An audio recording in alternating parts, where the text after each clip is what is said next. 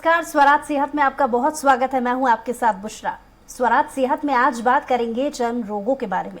चर्म रोगों के बारे में जानने का प्रयास करेंगे और इसके लिए हमारे साथ मशहूर डॉक्टर नितिन पांड्या जी मौजूद हैं, जिनसे बालों के झड़ने के साथ साथ चर्म रोगों से जुड़ी बीमारियों के बारे में बात करेंगे। सबसे पहले तो डॉक्टर नितिन पांड्या जी, आपका बहुत बहुत स्वागत है। नितिन पांड्या जी, क्योंकि आप चर्म रोग विशेषज्ञ हैं, गांधी मेडिकल कॉलेज में आपका अच्छा खासा अनुभव रहा है, 17 साल का आपका एक्सपीरियंस रहा है, कॉस्मेटोलॉजिस्ट से जुड़ी समस्याओं का भी आप इलाज अपने पेशेंट्स का करते हैं। तो बहुत ज़्यादा समय ना लेते हुए आपसे मेरा पहला सवाल कि एक्ने या पॉल्यूशन से बहुत सारे स्किन डैमेज होते हैं आजकल, इसके बारे में थोड़ा विस्तार से बताइए और इनके उपाय क्या क्या है, कैसे अपनी स्किन को अच्छा रखा जा सकता है। बुशरा जी, बहुत बहुत धन्यवाद मुझे आपके स्टूडियो में स्वराज में बुलाने के लिए। ये मेरे लिए बहुमूल्य मौका है कि मैं आम जनों को चर्म रोगों के बारे में बता सकूं। और जैसा आप पोल्यूशन के बारे में कह रही हैं, तो पोल्यूशन और सन एक्सपोजर दोनों स्किन की एजिंग के लिए एक बहुत ही महत्वपूर्ण और बहुत ज़्यादा नुकसानदायक रोल प्ले करते हैं। पोल्यूशन से भी अगर हमारा जो पोल्यूटेंट्स हैं वो बहुत ज़्यादा हो वातावरण में, या सन एक्सपोजर बहुत ज़्यादा हो, तो वो स्किन को जल्दी एजिंग की तरफ ले जाते हैं। स्किन में स्पॉट्स लेके आते हैं, स्किन में झुर्रियाँ आ जाती हैं, स्किन की क्वालिटी ख़राब हो जाती है, स्किन में बहुत सारे तिल और मस्से होने लगते हैं और धीरे धीरे स्किन एक ख़राब स्तर की ओर जाने लगती है जी। और आजकल एक सबसे ज़्यादा होने वाली प्रॉब्लम है एक्ने और उसके स्कार से जुड़ी। मुझे लगता है बहुत सारे ऐसे पेशेंट आपके पास भी आते होंगे जिन्हें कॉमन तौर पर यही एक प्रॉब्लम होती होगी। तो इसका एक सरल उपाय क्या है और कैसे इसे बहुत सारी सावधानियों के साथ में ठीक किया जा सकता है? देखिए बुशरा जी, बहुत ही आपने प्रासंगिक प्रश्न पूछा है जो तकरीबन हर व्यक्ति को किसी न किसी एज ग्रुप में प्रभावित करता है। एक्ने का जो ओरिजिनल कारण है वो है हार्मोन्स। हार्मोन्स हमारे ब्लड में उम्र के साथ बदलते हैं। वो हार्मोन्स हमारे स्किन में जो तेल की ग्रंथियां हैं उनको प्रभावित करते हैं। तेल की ग्रंथियों से एक्स्ट्रा तेल निकल के हमारे जो रोम छिद्र हैं उनको ब्लॉक करता है, जिन्हें हम हेयर फॉलिकल्स और स्वेट डक्ट्स बोलते हैं, और उनको ब्लॉक करके वहाँ पर दाने आ जाते हैं। ये तो उम्र का प्रभाव है, पर अगर इसका इलाज सही समय पे किया जाए तो ये जल्दी ठीक होने लगता है। पर कई बार हम ये सोचते हैं कि ये उम्र का प्रभाव है और इसका इलाज करने की ज़रूरत नहीं है, तो फिर वो निशान, स्कार और गड्ढे और सब चीज़ें छोड़ के जाता है। पर आम जन को या किसी ऐसे बच्चे को या ऐसे युवक को या किसी आजकल एडल्ट ऑनसेट एक्ने भी देखने को मिलता है, ऐसे किसी व्यक्ति को जिसको एक्ने हो रहे हैं, तो उसको सबसे पहले मुहासों के रोकथाम के लिए अपने फेस को नियमित रूप से किसी अच्छे सोप फ्री क्लेंजर से वॉश करना चाहिए। नियमित रूप से एक नॉन ऑयली मॉइस्चराइज़र लगाना चाहिए और एक अच्छा सनस्क्रीन लगाना चाहिए। और ये कोशिश करना चाहिए कि बालों में डैंड्रफ ना हो, और वो ऐसे कोई भी कॉस्मेटिक प्रोडक्ट्स ना लगाएं जिनमें एक्ने प्रोड्यूस करने की क्षमता हो। यानी मार्केट में मिलने वाले हजारों उत्पाद, जो ऐसे सारे उत्पाद जो किसी मानक या किसी स्टैंडर्डाइज्ड संस्था से तयशुदा मानकों पे खरे नहीं उतरते, ऐसे सारे उत्पादों को जब बच्चे, जब युवा, जब बड़े लगा लेते हैं, तो ऐसी स्थितियों में एक्ने उत्पन्न होते हैं और सिंपल एक्ने कॉम्प्लिकेट हो जाते हैं। तो मेरा यही कहना है कि अच्छे प्रोडक्ट्स लगाइए, नियमित रूप से अपने चेहरे को वॉश करिए, तेज़ धूप से बचिए, और अगर एक्ने बहुत ज़्यादा हो जाएं और आपको लग रहा है कि एक्ने अब ऐसे हो गए कि वो पक रहे हैं और उनके होने के बाद गड्ढे छूट रहे हैं, तो तुरंत ही अपने विशेषज्ञ की सलाह लें। क्योंकि लोग कहते हैं बुशरा जी कि एक्ने तो चले ही जाएंगे, उम्र के साथ चले ही जाते हैं, आज इलाज नहीं करोगे तो भी क्या हुआ, एक ना एक दिन तो चले जाएंगे। पर जी हाँ, चले जाएंगे और हो सकता है कुछ दिन तक रह भी जाएं, पर एक्ने जो गड्ढे छोड़ेंगे वो ताउम्र आपके साथ रहेंगे। तो इसीलिए एक्ने का इलाज कराना एक सार्थक पहल होगी, क्योंकि आप अपने भविष्य को, आप अपने चेहरे को भविष्य में होने वाले गड्ढों से बचा रहे हैं।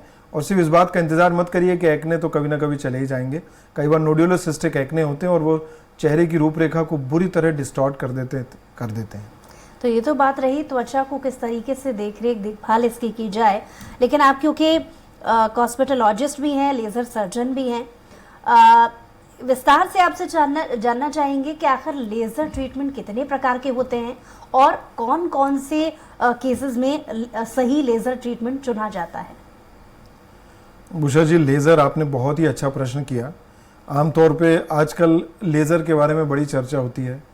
कुछ मरीज और उनके परिजन भी आते हैं और कहते हैं कि डॉक्टर साहब लेज़र कर दीजिए जी। कोई कहता है कि लेज़र कर दीजिए कलर के लिए, कोई कहता है लेज़र कर दीजिए बालों के लिए, और किसी को भी नहीं मालूम कि लेज़र कितने प्रकार के होते हैं और क्या क्या उनकी एप्लीकेशन होती हैं। तो आज आपके इस मंच के माध्यम से मैं लोगों को बताना चाहूँगा कि लेज़र के मुख्यतः 2 या 3 प्रकार होते हैं, जिसमें सबसे मुख्य लेज़र जो उपयोग किया जाता है, जो सबसे ज़्यादा कॉमन यूज़ किया जाता है, वो है CO2 लेज़र, जो कि तिल, मस्से, स्किन टैग्स, एक्रोकॉर्डन्स और ऐसे कोई ग्रोथ हो, बिनाइन ग्रोथ हो जो स्किन में एक्स्ट्रा ग्रोथ के रूप में आ गई हैं, उनको निकालने के लिए इस्तेमाल किया जाता है। उसके बाद जो लेज़र सबसे ज़्यादा कॉस्मेटोलॉजिस्ट यूज़ करते हैं वो है लेज़र हेयर रिडक्शन, जो महिलाओं में, लड़कियों में अनचाहे बालों को हटाने के लिए इस्तेमाल किया जाता है, जिसकी सिटिंग्स होती हैं। उसमें भी 2-3 टेक्नोलॉजी होती हैं। उसमें लॉन्ग पल्स एनडी आग लेज़र होता है, उसमें IPL लेज़र होता है, और इस समय जो चल रहा है, जो ज़्यादातर प्रतिष्ठित डॉक्टर और प्रतिष्ठित संस्थानों में रहता है, वो है डायोड लेज़र। तो डायोड लेज़र का उपयोग इस समय सिटिंग्स के द्वारा अनचाहे बालों को हटाने में किया जाता है। पर अनचाहे बालों को हटाने में लेज़र के प्रयोग के साथ साथ एक पढ़े लिखे डॉक्टर को, एक समझदार डॉक्टर को यह भी देखना चाहिए कि उस महिला में, उस लड़की में बालों के आने के पीछे क्या कारण है। क्यों उस महिला में, जिसमें नॉर्मली रुएं आने चाहिए, जितने पतले बाल आने चाहिए, अनचाहे बाल आ रहे हैं और वो बाल पतले बालों से मोटे हो रहे हैं। तो कहीं ना कहीं अगर कोई हार्मोनल परिस्थिति निर्मित हो रही है तो उसका भी निराकरण करना चाहिए। लेज़र में तीसरा लेज़र जो आता है वो है Q switched ND arc laser.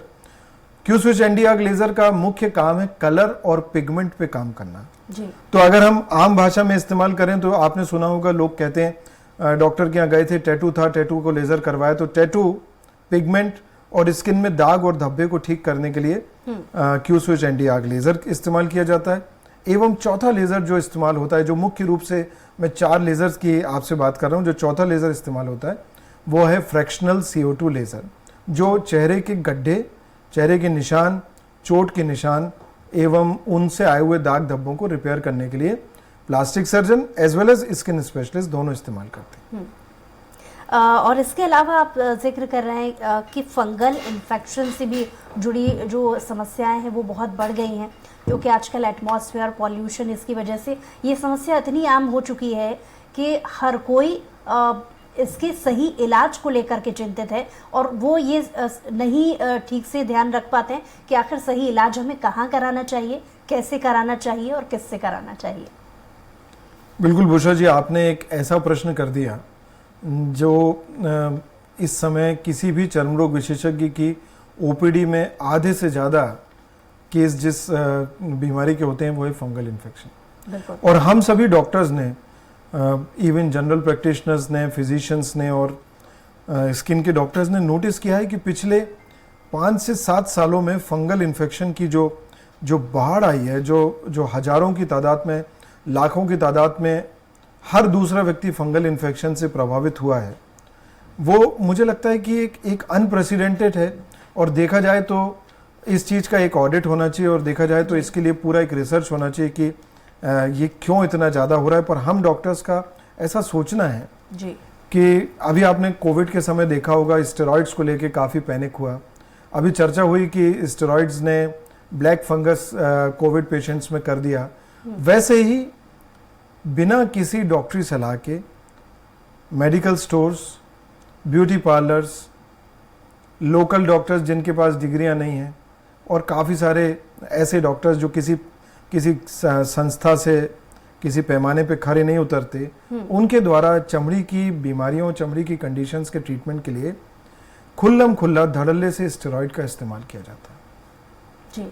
पहले तो स्टेरॉइड लगाते से चमड़ी की वो बीमारी जिसका इस्तेमाल किया जा रहा है वो दब जाती है, तो वो व्यक्ति बड़ा प्रसन्न होता है, उसको लगता है कि बहुत अच्छा ट्रीटमेंट हुआ, 2 महीने तो बहुत अच्छे बीत गए। अचानक से जिस मूल बीमारी के लिए आपने स्टेरॉइड लगाया है वो बीमारी भी पनप के आती है, और क्योंकि लोकली उसकी इम्यूनिटी कम हो जाती है तो वे व्यक्ति को सराउंडिंग एरिया से फंगल इन्फेक्शन डेवलप हो जाता है। जैसा कि आप जिक्र कर रहे हैं कि एस्टेरॉयड और तमाम इस तरीके से जो केमिकली ट्रीटमेंट किए जाते हैं, उसको लेकर के बहुत से लोगों को मिथ है कि आखिर सही समय पर किस तरीके का ट्रीटमेंट लिया जाता है। अक्सर लोगों को इस बात को जानने की भी जिज्ञासा रहती है कि आखिर केमिकल उनकी स्किन के लिए ठीक रहेगा, कब तक ये इलाज किया जाएगा। बिल्कुल सही बात है। देखिए, जो दवाइयाँ पढ़े लिखे स्किन के डॉक्टर्स, जो एमडी स्किन स्पेशलिस्ट हैं, एमडी डर्मेटोलॉजी जो देते हैं, वो दवाइयाँ और वो दवाइयाँ जो गैर मानक संस्थाओं से आपको प्राप्त होती हैं या आप मेडिकल स्टोर से बिना डॉक्टरी सलाह के ले लेते हैं, वो दोनों केमिकल हैं। आपका कहना बिल्कुल सही है।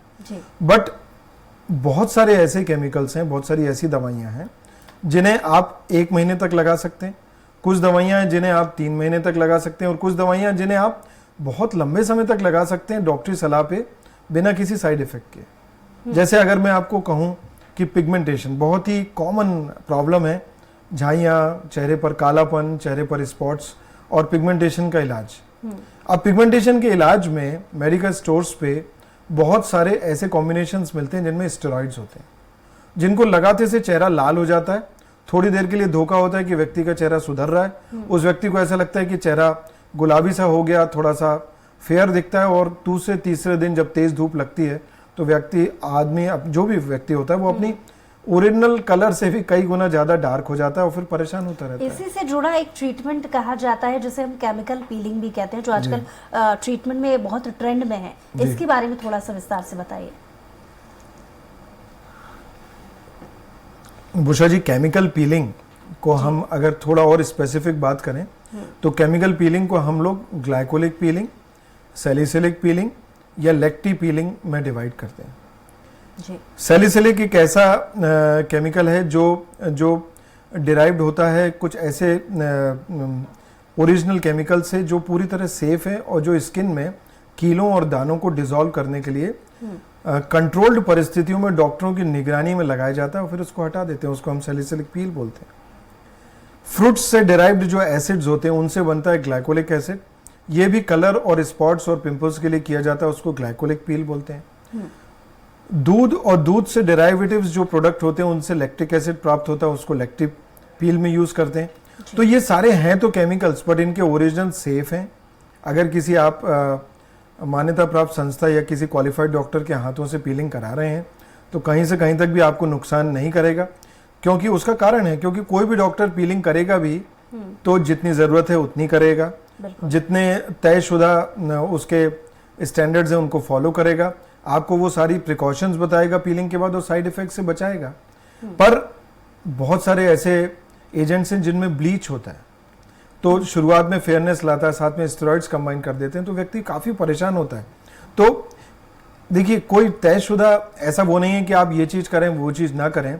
केमिकल्स होते हैं, बट किसने आपको प्रिस्क्राइब किया, किसने आपको केमिकल्स कितने दिन के लिए बोला, वो केमिकल्स आप निगरानी में लगा रहे हैं कि नहीं लगा रहे हैं, और जब डॉक्टर ने बोला कि अब रोक दीजिएगा, आपने रोका कि नहीं रोका, ये सारी चीजें स्किन पे उस केमिकल का आउटकम निश्चित करती हैं।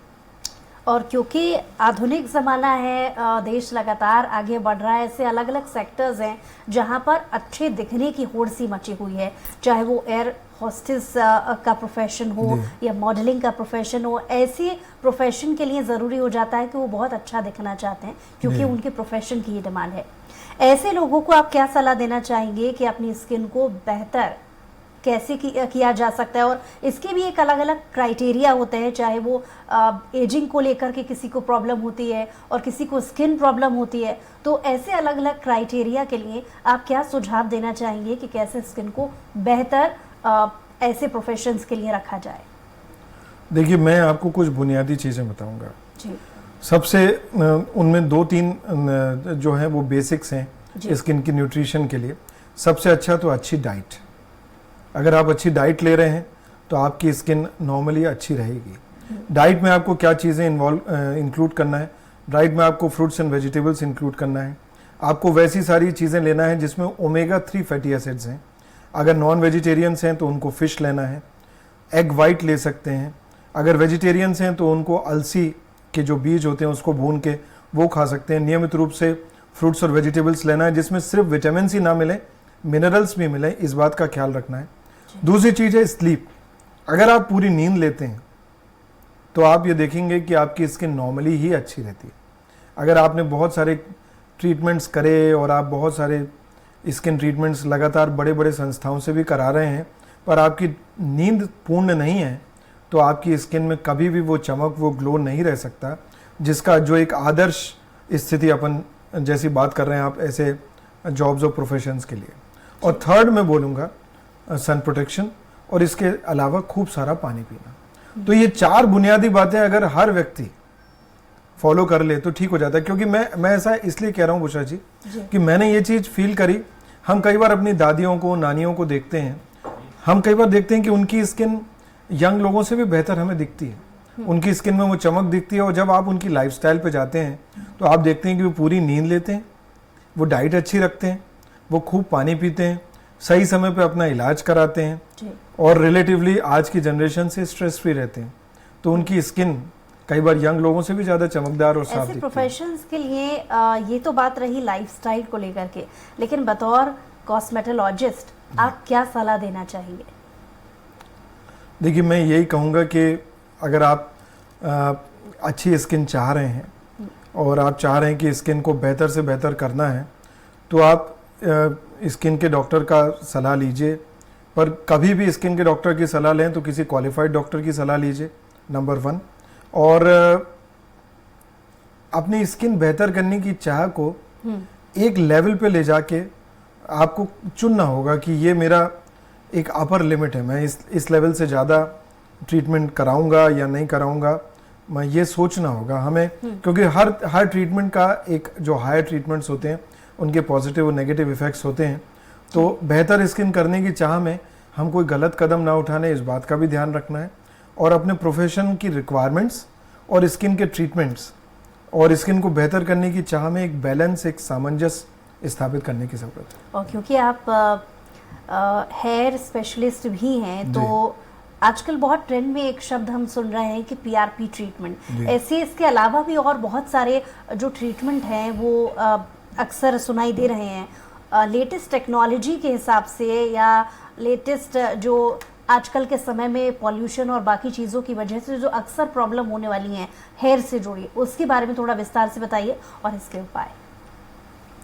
देखिए, हेयर लॉस तो एक बहुत ही गंभीर समस्या है। यानी हर दिन 30 से 40 लोगों को हेयर लॉस के लिए मुझे अकेले देखना पड़ता है।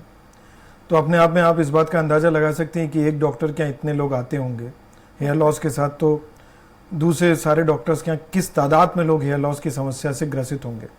क्योंकि हेल्प मांगने वाले भी बहुत कम होते हैं, बाकी सारे लोग तो घर ही घर पे कुछ ना कुछ ट्राई करते रहते हैं। 2 तरह के हेयर लॉस होते हैं। अगर हम मेल्स की बात करें तो मेल्स में जो हेयर लॉस होता है वो मुख्यतः मेल पैटर्न बाल्डनेस होता है, जिसे अगर अपन सरल हिंदी भाषा में बोलें तो मर्दों में आने वाला गंजापन उसको कहते हैं, जो एक एज के साथ मेल हार्मोन टेस्टोस्टेरोन की एक्टिविटी के साथ सभी लड़कों में 20-22 साल 24 साल की उम्र से चालू होता है और धीरे धीरे फ्रंटल एरियाज़ और जो पोस्टीरियर एरियाज़ हैं, क्राउन एरिया, उसमें लॉस होना चालू होता है और बाल जाने लगते हैं। दूसरा एक हेयर लॉस जिसको हम कहते हैं, जो कि मेल हार्मोन से जुड़ा हुआ नहीं है, जो कि मेल पैटर्न एलोपेशिया से अलग है, उसको कहते हैं टीलोजन इफ्लूवियम, जहाँ पर किसी हार्मोनल प्रॉब्लम के कारण, किसी बीमारी के कारण, किसी क्रॉनिक डिजीज़ के कारण, लगातार दवाइयाँ चलने के कारण या विटामिन की कमी के कारण उस व्यक्ति के बाल झड़ने लगते हैं और यहाँ पर मेल हार्मोन का कोई रोल नहीं होता। तो ये तो 2 मुख्य कारण होते हैं पुरुषों में। महिलाओं में अगर हम जाएं तो महिलाओं में जो सबसे कॉमन एलोपेशिया होता है वो है जिसको हम टीलोजन इफ्लूवियम कहते हैं, जो कि आमतौर पे खून की कमी के कारण होता है। और वो सारी महिलाओं जिनकी 6 या 8 महीने पहले डिलीवरी हुई है या जिनका बच्चा हुआ है, उनको टीलोजन इफ्लूवियम एक भयंकर रूप में ऑलमोस्ट 75% बाल जाने की स्थिति पैदा करता है। और वो सारी महिलाएं एक तरफ अपने बच्चे की केयर में लगी होती हैं, दूसरी तरफ बालों का जाना उन्हें बहुत मानसिक तनाव में ले आता है। और ऐसी परिस्थितियों में उन्हें स्पेशलिस्ट की सलाह लेना चाहिए, क्योंकि वो पूरी तरह रिकवर हो सकती हैं अगर वो स्पेशलिस्ट की सलाह लें। और दूसरा 35 से 40 के एज ग्रुप में, 35 से 45 के एज ग्रुप में फीमेल पैटर्न एलोपेशिया होता है। Female pattern alopecia basically hormonal changes जो मीनोपॉज के आसपास महिलाओं में होते हैं उसका नतीजा होता है। तो फीमेल पैटर्न एलोपेशिया को भी गंभीरता से लेने की ज़रूरत है और जो भी ज़रूरी कदम है उस समय उठाए जाएं, तो इस सभी को रोका जा सकता है। और क्योंकि आपने जिक्र किया कि हार्मोन्स और उसके साथ ही जो प्रेग्नेंट वुमेन्स होती हैं मैटरनिटी के समय में उन्हें बहुत सारी ऐसी परेशानियां हार्मोनल डिसबैलेंस की वजह से अक्सर सामने आती हैं। ऐसे भी बहुत सारे पेशेंट होते हैं जिन्हें प्रेगनेंसी के बाद, ऐसे कुछ मेरे भी परिचित हैं जिन्हें मैं जानती हूँ, उनका भी ये कहना है कि स्किन डिजीज़ उन्हें बहुत सारी हो जाती है, पिगमेंटेशन की प्रॉब्लम हो जाती है, इचिंग की प्रॉब्लम हो जाती है। तो ऐसी किसी प्रॉब्लम का सही उपाय क्या है? देखिए, प्रेगनेंसी के बाद बहुत सारे प्रॉब्लम होते हैं। एक तो जैसे मैंने जैसा जिक्र किया, टीलोजन इफ्लूवियम, बाल झड़ना चालू होते हैं और इस भारी तादाद में बाल झड़ना चालू होते हैं प्रेगनेंसी और डिलीवरी के चौथे पांचवें महीने में, कि वो 50% से ज़्यादा महिलाओं में एक मेंटल टेंशन दे देते हैं। दूसरा, स्किन उनकी ड्राई और रफ हो जाती है, जिसके कारण उनकी स्किन का जो लश्चर है, जो ग्लो है, वो ख़त्म हो जाता है। इसके लिए उनको नियमित रूप से मॉइस्चराइज़र लगाना होता है। तीसरा, गर्भावस्था में पेट में बच्चा होने के कारण उनके एब्डोमिनल एरिया में स्ट्रेच मार्क्स आ जाते हैं और वो लीनियर स्ट्रेच मार्क्स जो हैं वो भी उनके लुक को एक मतलब उनको एक निराशा से कई बार भर देते हैं। उसका भी इलाज संभव है अगर वो सही समय पे उसके क्रीम्स लगाना चालू करें। तो ये सारी कुछ समस्याएं हैं जिससे महिलाओं को डिलीवरी के बाद गुजरना पड़ता है। और जी हाँ, आपने जैसा जिक्र किया मेलास्मा, जिसमें चेहरे पर झाइयाँ आ जाती हैं, जो प्रेगनेंसी से ही माताओं को परेशान करना चालू कर देता है। तो ये सारी चीज़ों का के लिए स्पेशलिस्ट की सलाह लेना इसलिए ज़रूरी है कि ये कहने के लिए तो उस महिला को कुछ तकलीफ नहीं देती हैं, और भारतीय परिवेश में महिलाएं कई बार ऐसी समस्याओं को टाल देती हैं और उनको दूसरे दर्जे पर रख देती हैं, बट वो कहीं ना कहीं उनके सेल्फ कॉन्फिडेंस को एक बहुत बड़ी चोट दे के जाती हैं, क्योंकि बच्चे की परवरिश और उसका जो बहुत सारा स्ट्रेस प्लस अपने आप को अच्छा ना दिख पाने की एक फीलिंग, तो वो महिलाओं को ऐसे समय में विशेषज्ञ की सलाह लेना चाहिए। जी, इसके अलावा स्किन प्रॉब्लम से जुड़ा एक और मिथ जो अक्सर लोगों के बीच में सुनाई देता है वो है सफ़ेद दाग। इसके बारे में थोड़ा सा विस्तार से बताइए, और सफ़ेद दाग अगर किसी को होता है तो सही समय पर उसका इलाज किस तरीके से किया जा सकता है? देखिए, सफ़ेद दाग को अपन आम भाषा में ल्यूकोडर्मा या विटिलिगो भी कहते हैं। जी। सफ़ेद दाग को आमतौर पे लोग कुष्ठ रोग से कंपेयर करते हैं। सफ़ेद दाग और कुष्ठ रोग में ज़मीन आसमान का अंतर है और दोनों में कोई भी समानता नहीं और दोनों में कोई भी संबंध नहीं। पहले मैं अगर सफ़ेद दाग के बारे में बताऊं तो सफ़ेद दाग या ल्यूकोडर्मा हमारे स्किन में रंग बनाने वाली कोशिकाएं, जिनको मेलानोसाइट्स कहते हैं, उनकी कमी के कारण पैदा होता है। मेलानोसाइट्स आमतौर पे स्किन की कोशिकाओं के साथ बनते हैं।